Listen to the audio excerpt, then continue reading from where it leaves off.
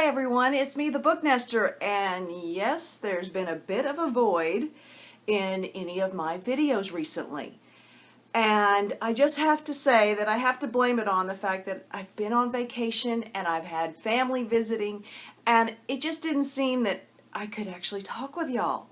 I wanted to say that I have not been ignoring my reading though. In fact, I've had some amazing reads while I've been gone, and I'm hoping today to be able to run through them. So this is kind of a wrap up.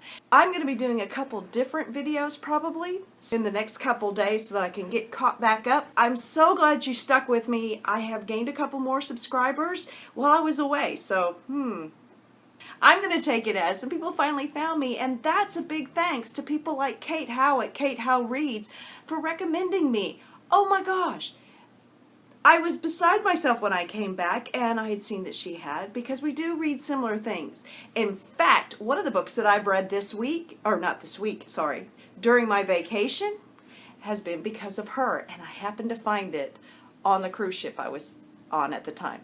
Let's get into it. What have I been doing? Where have I been? What have I been reading? The really important question.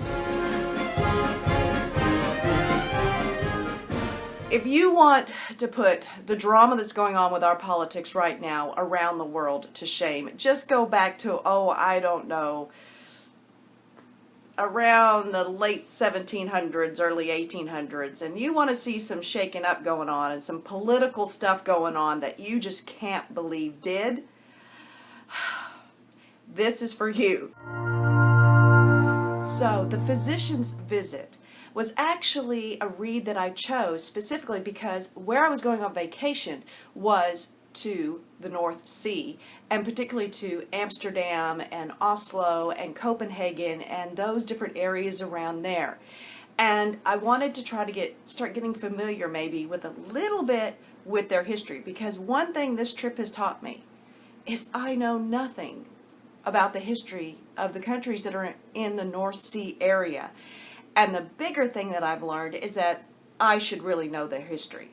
As I was being taught history, most of it was based on the British part of our history, and not the fact that we have a lot of other countries with a lot of influence in this country as it was established.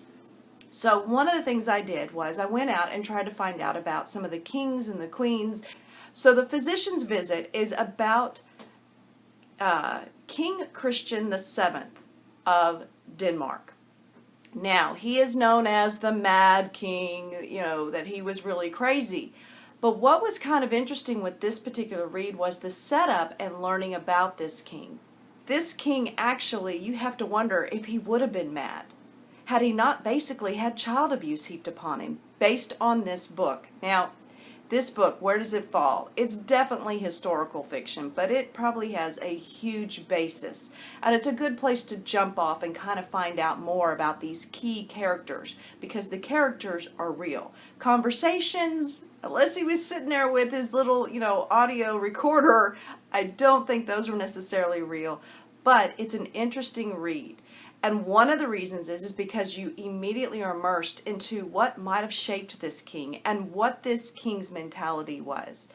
He married an English princess, and the physician's visit refers to the fact that at some point the royal physician actually becomes the one who's kind of moving and shaking. But his character is written in such a way that it isn't because he schemed to do that. He never planned on that. But he was a man of the Enlightenment, and therefore felt like he really needed to give some influence out there and to make some changes. And there were some huge changes made. Did they stick? Not so much, but did they return? Yes, they did.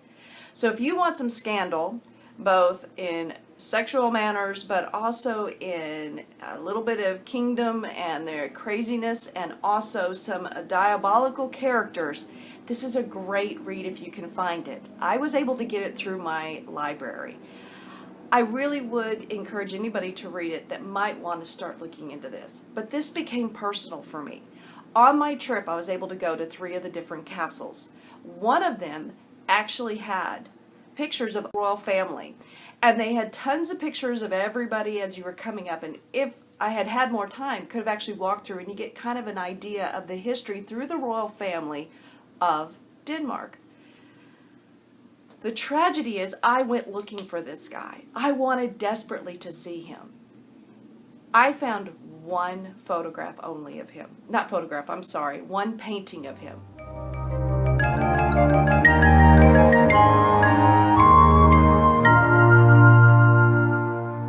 And he is tiny. And he looks like a small child. And they repeat that throughout the book. So I'm not sure when that portrait was made, but only one. And even the tour guide alluded to, yes, there is a Mad King, didn't even say his name. So I think it's still one of those where he's a little bit of an enigma. Fascinating story. Makes me want to find out even more about all of Denmark's history. Gorgeous place to visit, especially Copenhagen and the surrounding area. So one of the other ones that I read while on the cruise, because I did get quite a few books done, which is funny, was The Bookman's Tale by, I've got to cheat, let's see, it's Charlie Lovett. And I read another book of his, or listened to another book of his, and actually didn't finish it. But I have to say, this one was by far so much better. It was a very interesting read, and once again, back into kind of learning about, not so much used and rare, but in this case, about forgeries and how they were done, and kind of the fight for books. You kind of go back and forth between times, so you have more of a modern day-ish feel that's trying to find out about this information that happened in the past, and you get the two stories and they get intertwined and then they get solved together. It is a great read, a very easy one. I was surprised how quickly I was able to get through it. If you like books about books and are looking for another one, I definitely would suggest that one. So my cruise continued on, and we did end up going to France, but I didn't get to Paris myself. I could have taken a tour, but it would have been a full day, and instead I ended up going to Monet's garden, which was breathtaking and fascinating, and something yet again that I'm going to need to research.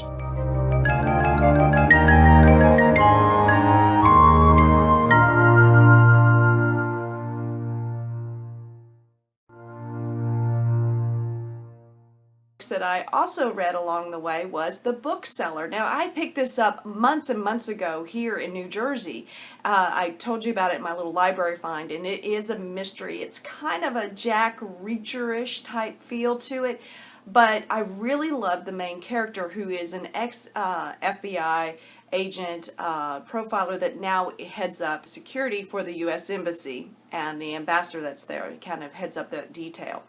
And he gets wrapped up in this kind of mystery, in that a bookseller that sells there along the river actually gets abducted in front of his eyes. And he does consider this guy one of his friends. And so there he goes into trying to find out what happened to him.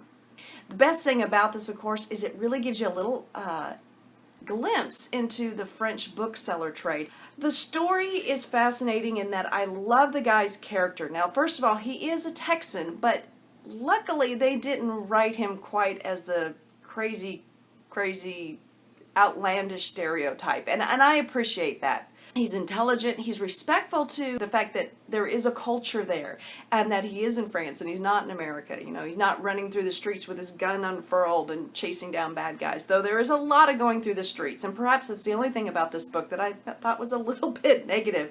It is the gentleman's first book, and it's actually a Hugo Marston. It's the first one in a series, and it's also kind of a debut for this author, who is, let's see, Mark Pryor. You can tell he either lived in Paris or he had a darn good map of Paris, because one of the things he did repeatedly throughout this was mention what street they were on and what street they were turning on. And, I wish I had $1 for every time that he used the term rue something another, because I would be very rich after reading the book. The book is nicely paced, intelligent characters, interesting story, definitely some tidbits of history that I want to go back and find out even more about. Yes, a little bit terrifying at times, and not like in the blood curdling, but because of the extent that the baddie goes to try to cover his tracks, and of course to hide what he really is doing. So it's a very good read. I do want to pick up the next one in his series. I don't know how many. It's a fairly new series, so I'm looking forward to reading it. I enjoyed it, and there's tons in that book that I want to now go look up. So this is the one that actually was an influence from Kate Howe. It was my first MC Beacon, I think it's Beacon, book, an Agatha Raisin series, and it's Something Borrowed, Something Dead, and it's like Agatha Raisin number 24, so it's quite a ways into the series.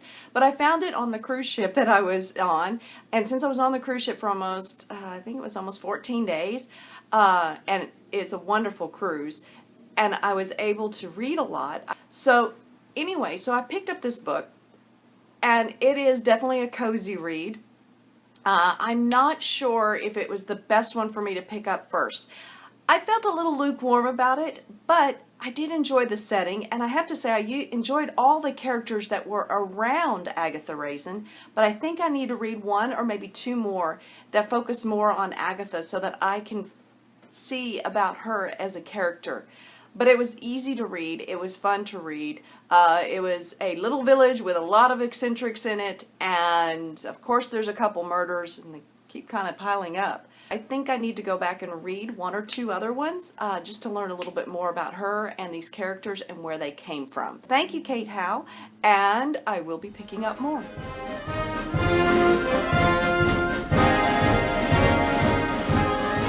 Well, I have to say, it was the best library I've ever seen on one of these things. I've done a couple cruises, was almost ready to cut cruises out of my life forever because I was kind of like, these aren't exactly for me. And then I went on this one, and it's definitely one I want to try again and see if it's consistent. But it had a great library on it, and that was Azamara Cruises.